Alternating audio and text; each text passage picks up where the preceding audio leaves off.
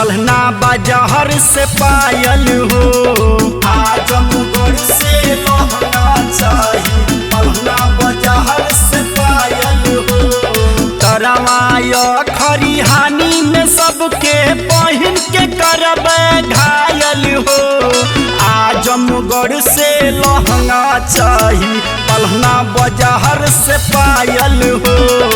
आजमगढ़ से लहंगा चाहिए, पलना बाजार से पायल हो।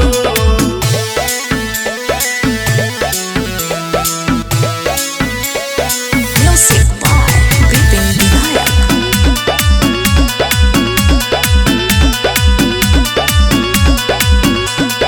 मेहनगर से ले हब चल के बिंदिया औरी बाली। सीधारी चौक से कीनब कजरा ओठलाली। राजा हो मेहनगर से ले हब चल के बिंदिया औरी बाली। सीधारी चौक से कीनब कजरा ओठलाली। बोहरिया नंदाओं में मनवा घूमेला भइल पागल हो। आजमगढ़ से लहंगा चाहिए, पलना बाजार से पायल हो।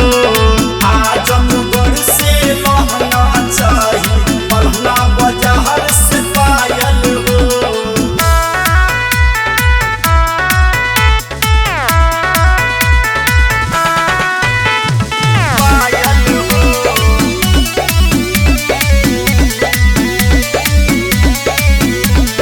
जैक्सन आशुतोष तोहार करब बड़ी नाम हो।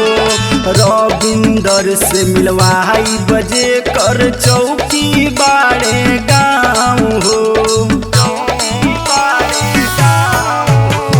जैक्सन आशुतोष तोहार करब बड़ी नाम हो। रविंदर से मिलवाई बजे कर चौकी बाड़े गाँव हो। गोसाई बाजार देव गाँव देखे के मनवा बाधा धाइल हो। आजमगढ़ से लहंगा चाहिए, पलना बाजार से पायल